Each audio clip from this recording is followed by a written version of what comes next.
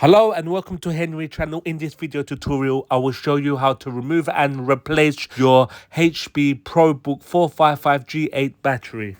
You will see 5 screws. You need to undo them all. And then use a tool and get in between here.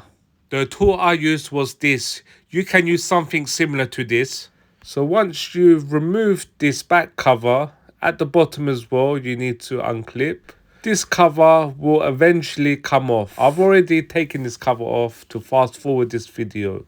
Don't forget to unclip the bottom as well. So this is your main battery. There's 1, 2, 3, 4 screws that need to be removed.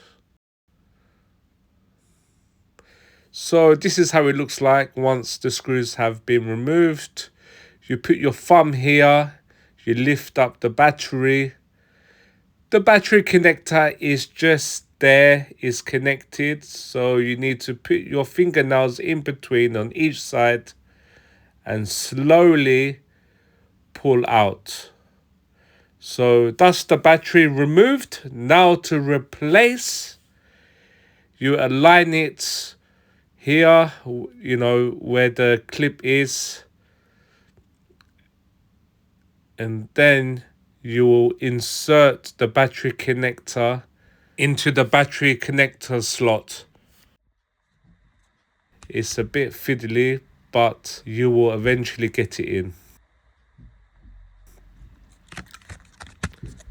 So just make sure you align the battery. That's it really. Don't forget to put the screws back in. As mentioned, 4 screws. And then you put the back cover, make sure it's securely all fastened, all clipped in basically. And then don't forget to tighten the screws. I hope you like this video. If you do, can you please like and subscribe?